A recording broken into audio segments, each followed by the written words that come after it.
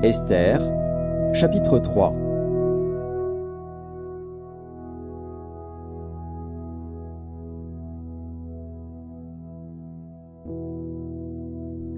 Après ces choses, le roi Assuérus fit monter au pouvoir Aman, fils d'Hammédatha, l'Agagite. Il l'éleva en dignité et plaça son siège au-dessus de ceux de tous les chefs qui étaient auprès de lui. Tous les serviteurs du roi, qui se tenaient à la porte du roi, fléchissaient le genou et se prosternaient devant Aman, car tel était l'ordre du roi à son égard. Mais Mardochée ne fléchissait point le genou et ne se prosternait point. Et les serviteurs du roi, qui se tenaient à la porte du roi, dirent à Mardochée : « Pourquoi transgresses-tu l'ordre du roi ?» Comme ils le lui répétaient chaque jour et qu'il ne les écoutait pas, ils en firent rapport à Aman pour voir si Mardochée persisterait dans sa résolution, car il leur avait dit qu'il était juif. Et Aman vit que Mardochée ne fléchissait point le genou et ne se prosternait point devant lui. Il fut rempli de fureur. Mais il dédaigna de porter la main sur Mardochée seul, car on lui avait dit de quel peuple était Mardochée, et il voulut détruire le peuple de Mardochée, tous les Juifs qui se trouvaient dans tout le royaume d'Assuérus. Au premier mois, qui est le mois de Nisan, la 12e année du roi Assuérus, on jeta le pur, c'est-à-dire le sort, devant Aman, pour chaque jour et pour chaque mois, jusqu'au 12e mois, qui est le mois d'Adar.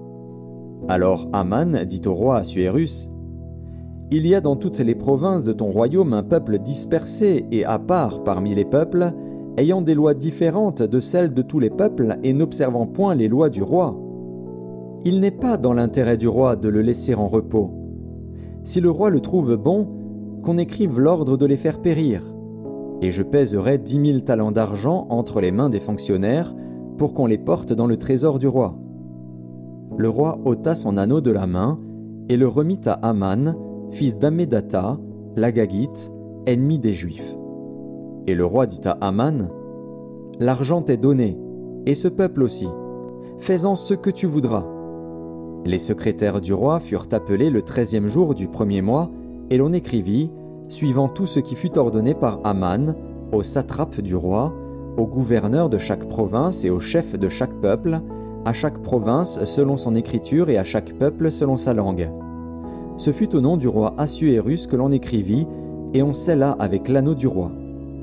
Les lettres furent envoyées par les courriers dans toutes les provinces du roi, pour qu'on détruisît, qu'on tuât et qu'on fît périr tous les Juifs, jeunes et vieux, petits enfants et femmes, en un seul jour, le 13e du 12e mois, qui est le mois d'Adar, et pour que leurs biens fussent livrés au pillage.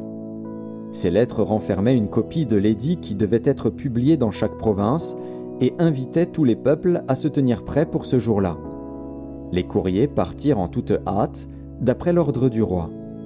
L'édit fut aussi publié dans Suse, la capitale. Et tandis que le roi et Aman étaient à boire, la ville de Suse était dans la consternation.